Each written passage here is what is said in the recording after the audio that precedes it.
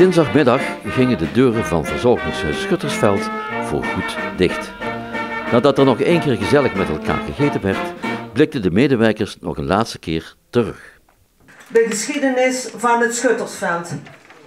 In maart 1966 lagen de eerste ontwerpen voor het bouwen van een bejaardencentrum in Venrooy-Kloor. In februari 1969 kwamen de eerste bewoners. Laag voor laag werd het Schuttersveld opgebouwd. Nu is het laag voor laag weer afgebouwd.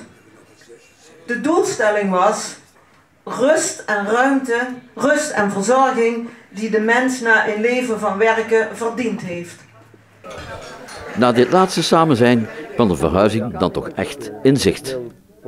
Ja, alle twee moeten we doorzien. Alle twee moet je eruit zien? Ja, dat werd gesloten. Oh, nou ja. Dus, zeggen ze. Hoe vind je dat? Niet leuk. Als ik hier was, zei niet leuk. En wat vind je er niet leuk aan? Ja, ik zie dat hier gewend wordt.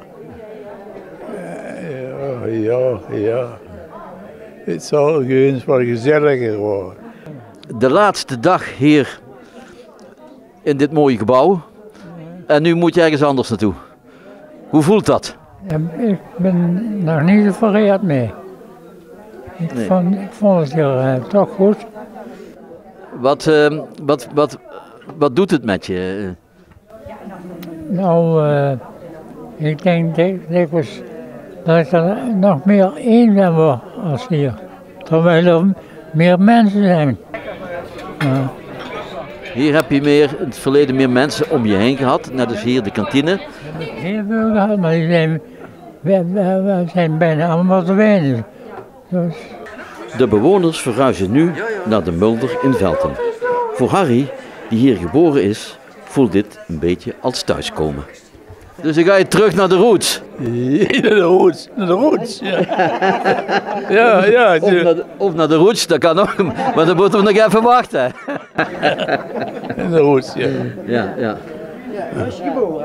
Ja, dat zie ik ook geboren in Velten. Oké, nou dan gaat het ook best goed komen. Hè?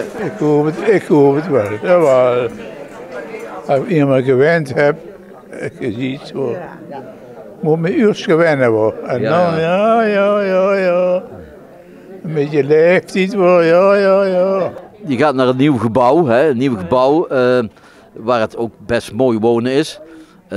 Het zal even aanpassen zijn, denk ik, hè? Ja, dat kan denk ik ook wel, ja. Ik ben er één keer eventjes binnen geweest. Met een wandeling. Het zal wel goed komen. Dat komt zeker goed. Ja, ik zal ervoor bidden. Nadat de deuren symbolisch gesloten werden,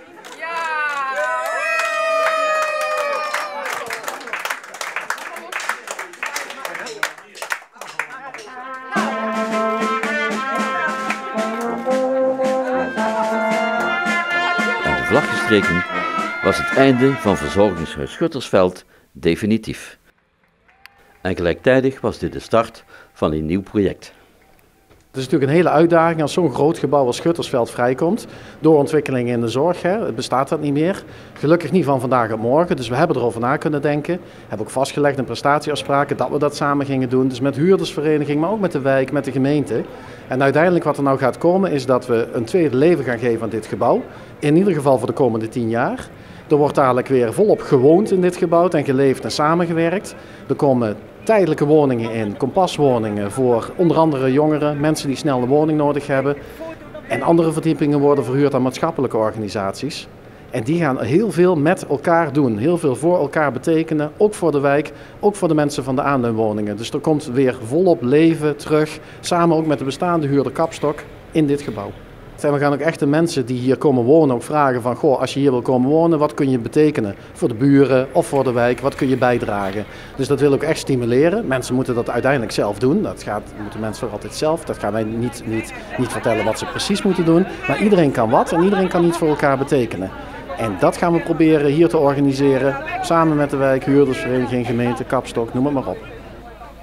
Wonen Limburg hoopt voor de winter de nieuwe plannen gerealiseerd te hebben.